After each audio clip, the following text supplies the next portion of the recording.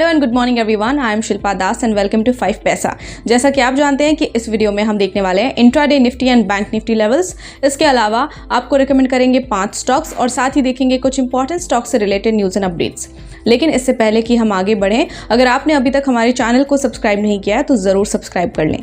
सबसे पहले हम बात करते हैं इंट्राडे निफ्टी और बैंक निफ्टी लेवल्स की। इंट्राडे निफ्टी लेवल्स की बात करें तो पहला सपोर्ट लेवल है 19,330, दूसरा सपोर्ट लेवल है 19,270, पहला रेजिस्टेंस है इंट्राडे का 19,530 और दूसरा रेजिस्टेंस है 19,600।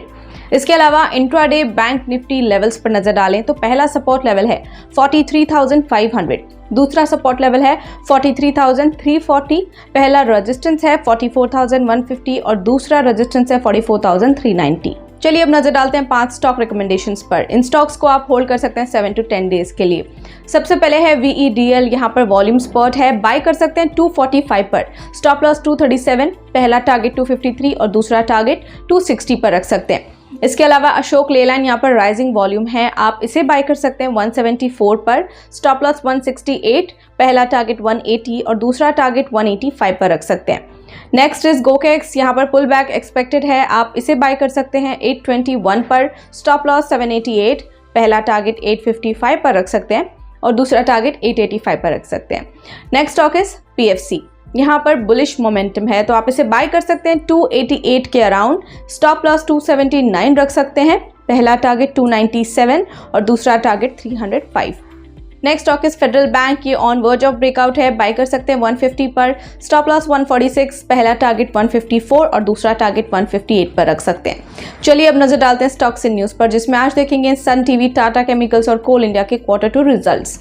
सन टीवी नेटवर्क के क्वार्टर रिजल्ट पर नजर डालें तो नेट प्रॉफिट 14.1% बढ़ा ईयर ऑन ईयर, रेवेन्यू 27% बढ़ा है ईयर ऑन ईयर, एबिटा 35.4% बढ़ा है year on year and margin came at 69.4% versus 65.1% as compared to last quarter. Tata Chemicals के Q2 रिजल्ट की बात करें तो नेट प्रॉफिट 27.1% डाउन रहा, revenue 5.7% year on year down रहा, एबिटा 11% डाउन रहा and margin at 20.5% versus 21.7% year on year. वहीं Coal India के Q2 रिजल्ट की बात करें तो नेट प्रॉफिट 12.7% बढ़ा है, रेवेन्यू 9.8% से बढ़ा है as compared to last quarter, वहीं एबिटा भी बढ़ा है 11% year on year to ₹8,137 crore. EBITA margin stood at 24.8% compared to 24.4% year on year. फिलहाल के लिए इतना ही और ऐसे इंपॉर्टेंट अपडेट्स के लिए कीप फॉलोइंग 5 पैसा। और अगर आपको ये वीडियो पसंद आया तो लाइक शेयर सब्सक्राइब करना बिल्कुल ना भूलें और आपके कोई भी फीडबैक सजेशंस हैं तो हमें कमेंट सेक्शन में ज़रूर बताएं।